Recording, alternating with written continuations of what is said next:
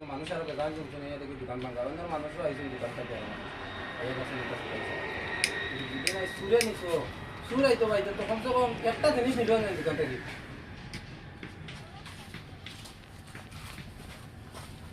সকালে ফোন গেছে যিনি তোমার দোকান ভাঙ্গা তুমি যেমন পাও দুই তিনজনে ফোন করছেন তাই ফোন করার পরে আমি 7:30 8টার সময় আমি আইসি এইখান থেকে আরো মানুষ আইসেন এই দেখছেন আমার দোকানের ভাঙ্গা দোকান যে জায়গাত ভাঙ্গা এই জায়গাত মানে অন্য কোনো দিকে ভাঙ্গা নাই তালাও ভাঙ্গা হয়েছে ডাইরেক্ট কবজা খুলে হয়েছে দেখি কবজা খুলে হয়েছে কবজা খোলার পর ওইখানে দেখছেন মানুষে আমি লগে লগে গিয়ে তানাতে একটা এফআইআরও করছি যে আমার দোকান এরকম এরকম ঘটনা হয়েছে আমি দোকানও থাকি একমাত্র তো আমার বউয়ে জানে আর কেউ জানে না হাজিরা এরকম কষ্ট আর কোনো মানুষে জানে না যে আমরা কোন দিকে দরজা নরম আছে কোন দিকে শক্ত আছে যেদিকে নরম দরজা এইদিকে ভাঙ্গ হয়েছে দরজাটা ভাঙ্গার পরে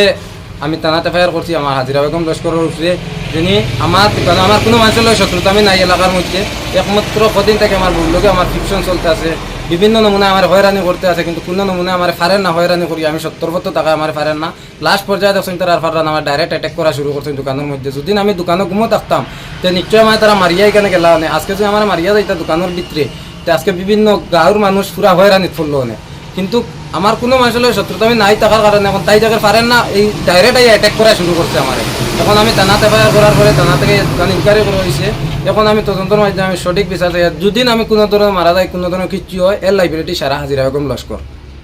পুলিশ তদন্ত করে গেছেন কইছেন জানি জানি এটা দেখ রাখ আমি তো হাজিরা বেগম লস্করের উপরে ডাইরেক্ট করছি জানি এটা হাজিরা বেগম লস্কর তাই চক্রান্তমূলক করিয়া তাই লোকে শেষে আসেন তাই এটা বিভিন্ন তাই লোক আরও মানুষ আছেন ষড়যন্ত্র করিয়া তাই আমার মারার এই চেষ্টা করে এবং লস্করের লোকে যে থাকে তার লোকে বিভিন্ন ধরনের অস্ত্র আছে বন্দুক আছে এটাও আমি জানি খবর পাইছি হাজিরা বেগমে কইছে যেদিন মারমুতর এদিন একবারে শেষ করিলিমু